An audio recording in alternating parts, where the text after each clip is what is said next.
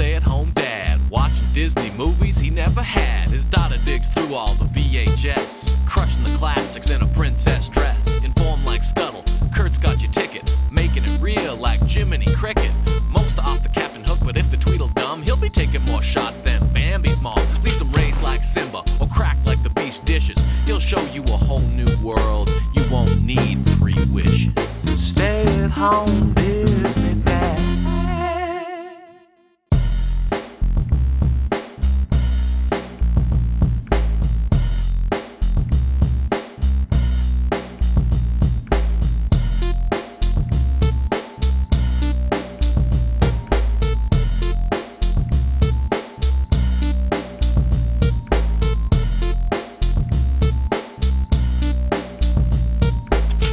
First of all, search Babes in Toyland on your work computer. See what happens. Okay, Buena Vista and Walt Disney present Babes in Toyland. You know it's old because we start with like the storybook credits. Wish they would bring this back. Music was adapted and conducted by George Burns.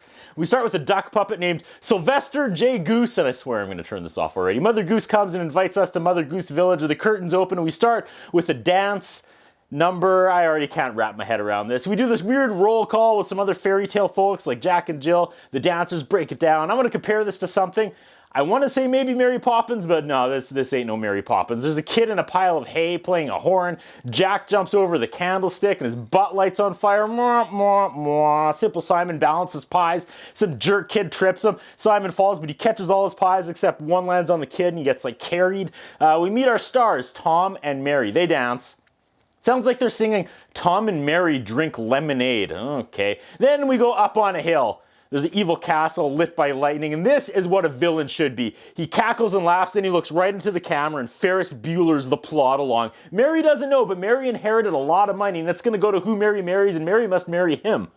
Here we go. He has two Bumbler sidekicks. He has a 3-part plan. 1, kidnap Tom. Number 2, throw Tom in the sea. Number 3, steal the sheep. The Bumblers want nothing to do with this evil plan, but he does what all successful supervillains do to sway people to do their bidding. He opens a pig and sprays them with light and dollar signs. The 3 break into song, and I'm trying here, folks. I feel like there's a reason this is an old-timey Disney musical nobody talks about. Okay, on to step 1. They're gonna kidnap Tom. Oh, good. They brought a mallet. The plan is one will hit him on the head with said mallet, then the other will stuff him in a sack. Now that, my friends, is a good plan. Tom is like singing to Mary in the garden and some little girl spies on them from her upstairs window. Now all the kids are watching Tom serenade Mary. After a long musical number, Tom does indeed get a mallet to the head and dumped in the sack. Not the sack he was hoping to end up in tonight, but a sack nonetheless. Then the Bumblers load him into a wheelbarrow and sing about dumping him in the river, but instead they see a sign for a gypsy town. One guy, he has an idea because he hears that gypsies pay good money for babies. So he wants to sell Tom, who's not a baby, to the gypsies. We get this wonderful lyric, though, as they break back into song. Now, this young man could catch a fancy price. Why throw him in the sea? We'll trickle Barnaby, and we'll find ourselves collecting twice. To the gypsies! Just... Here's the turn. I love this movie now. It happens every time. Mary is now chatting it up with Mother Goose. She's trying to find something borrowed and something blue for her wedding day against Tom. And now here comes Barnaby, dressed like Dracula. Ironic thing is, this is supposed to symbolize he's a bad guy, but chicks would be into this in 2023. The Bumblers go to Mother Goose Town and they ask for Mary. Mary, quite contrary. That's our Mary. The 2 Bumblers recite a poem about how her fiance is dead. What a moment. Could you imagine someone showing up on your door and singing a song about how someone you loved is dead? They all want proof, so they claim they found a soggy note under the dead guy's hat. The note says, I'm broke and I'm not good enough for Mary and she should marry Barnaby. That's good. This movie kicks ass. Sylvester the puppet says, there's something fishy about this. I wouldn't trust the fat one or the idiot. Barnaby twirls her and sings to her about how it's a little rapey. Who is this actress? Okay, Annette Joanne Funicello. Oh, no way. She was an American actress and singer. This is Wikipedia. She began her professional career as a child performer at the age of 12. She was one of the most popular Mouseketeers on the original Mickey Mouse Club. In her teenage years, she recorded under the name Annette and held a successful career as a pop singer. Her most notable singles are Oh Dio Mio, first name initial, Tall Paul, and Pineapple Princess. During the mid-1960s, she established herself as a film actress, popularizing the successful beach party genre alongside co-star Frankie Avalon. After a 10-minute song, she just says, No, to Barnaby. She's not going to marry him for money. She tells him she doesn't have to marry him for money. She'll be fine financially because she still gets money from her sheep. But guess what number 3 was? Steal the sheep. And that's exactly what happened. Now she's got to put up with Barnaby because she's broke. And just look at this guy. Look at this guy. You know he has bizarre husbandly demands, right? Come, look at him. Come, don't buzz me. It's like Snidely Whiplash if he was a person. Some kid followed the sheep tracks. They went into the forest of no return. Now, I'm not familiar with that particular area of the world, but I'm guessing that's not a fun place. Mary tucks the rest of the kids in and sings about how all her stuff is going to be repossessed because she's broke. Then she does what most people do when they fall into poverty. She gets high. No, come on. That was a joke. Calm down. That was a joke. That was a poor joke. Merry Christmas. She gets gussied up and begins the walk of shame up to Snake Mountain. The kids pop out of bed and they want to find the sheep too. So she doesn't have to, prostitute herself essentially. There's a midnight town hall meeting and yup, it's announced she's gonna marry Barnaby and she comes out crying. This is dark. Barnaby, however, is over the moon and it's just money, okay? To celebrate, Barnaby has hired a troop of dancing gypsies, and here they come tumbling in. Now we wait to see which one is Tom. This is an amazing twist. It also just occurred to me that this is in no way a Christmas movie. Why did I think it was a Christmas movie? We see Tom backstage getting his fake nose and makeup on. He comes out as a terrifying old lady. He works the crowd and then sings up to Mary, then works his magic on Barnaby and sings about how Barnaby's an actual terrible person. So what was Tom, a grown adult male, living with the gypsies these last few days or weeks? Like, why didn't he just go home? Anyway, he does the big reveal. Turns out the hyenas didn't really kill Simba. Barnaby knocks the bumblers over and we transition to the forest of no return where all the kids are looking for the sheep. Barnaby calls the bumblers. Wow, amazing. Over in the forest of no return, the kids search for the sheep and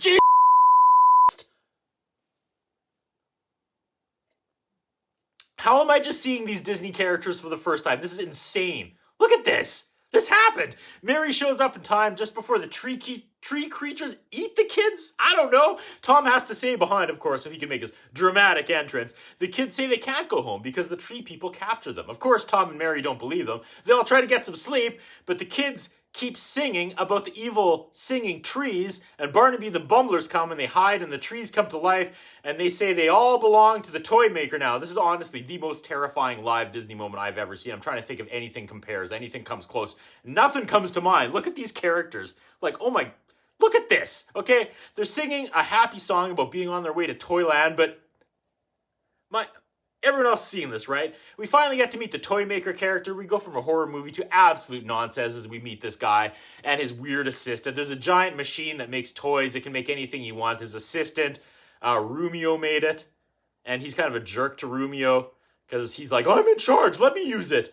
And he's like, I'm a head toy maker. Step aside. Then he turns this machine that Romeo made on full blast. And of course, it overheats and explodes. The toy maker is just over the top annoying. And I get it.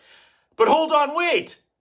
He looks into the camera and says, I'll never make that Christmas deadline now. Everything is going to be okay because Tom and Mary and the kids burst inside and they're like, the trees said we have to report to you. What a sentence. It's October and there's no way the toys will be ready for Christmas. The kids and Mary and Tom beg to let them work. Oh, we'll work day and night on the assembly line to get the toys ready for Christmas. The toy maker allows them to turn his room into a sweatshop and everyone cheers.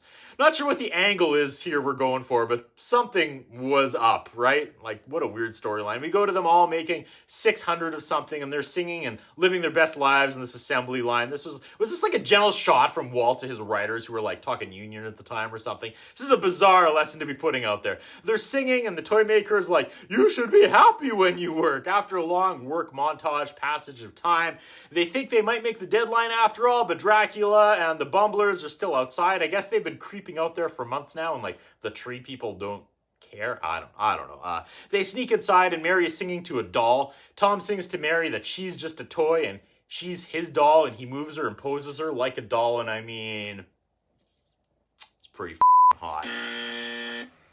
He sings she's gonna be a toy for this lonely boy. Oh my, I can't. Just.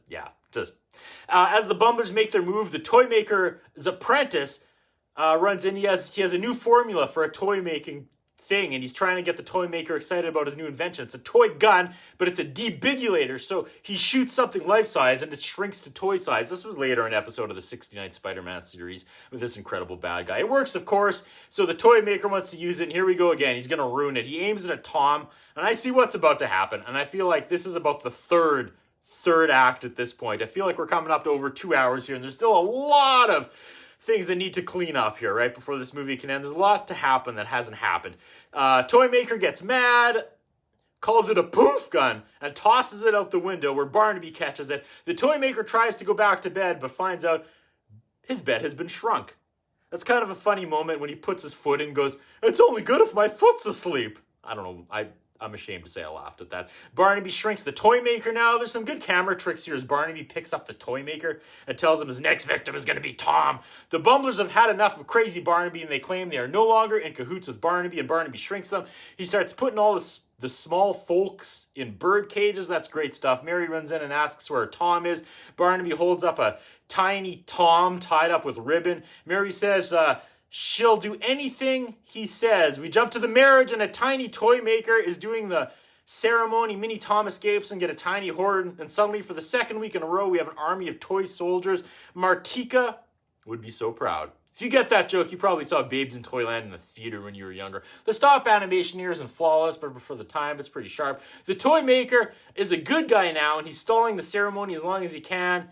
And we get to the, does anyone have any reason these two cannot be wed? And in comes Tom and this toy army. Left, right, left, heart to heart, step by step, they all fall down. Was it heart to heart? I don't know the lyrics. Okay, that's embarrassing. Toys attack, and this is a fun scene. It's moments like this where you can really tell and appreciate how far ahead Disney was at the time as a production company. One toy drowns, and it's kind of sad. Barnaby picks up a toy ship cannon, and fires back. He's on the offense, wiping out the army, and sets his sight on Tom. Mary shrink raised Barnaby, and Little B and Little T have a little sword fight. Whatever they paid the props department in this movie, it was not enough. These large-scale toys are impressive. No CG or AI back then, folks. Just Hollywood can-do attitude. The sword fight goes to the edge of something, and Barnaby falls into a present. Hey, it is a cow! It is a Christmas show. They use the debigulator on Tom, and everybody's back to normal size. Now we get a real wedding as Tom and Mary wed. There's a snowfall and a sleigh ride as the city dances around them. Do they have to do this for every wedding, or just the special ones, right? The special people. The curtain closes like Super Mario 3, and we just get a the end graphic. What happened to the tree people? What happened to those incredible costumes? Are they are they somewhere in Disney still? Did they burn them and bury them in a sacred place? Did they ever make toys for this movie? Did they ever make a Forest of No Return playset? Could you imagine getting this gift on Christmas morning? Look out, Mary! All I want is this. Dude, give this thing a horror reboot already, okay, right? Bring back Babes in Toyland in 2024 as a dark fantasy. And yeah, it was a Christmas show after all. It was a Christmas movie. I didn't mess that up. That's what I think about. What do you think? What we have is a concern about Curtis Anderson. His interviewing style is not the best. His personal appearance is not the best. I was wondering if the man has some kind of a hold over the channel that he's allowed to be employed for so long.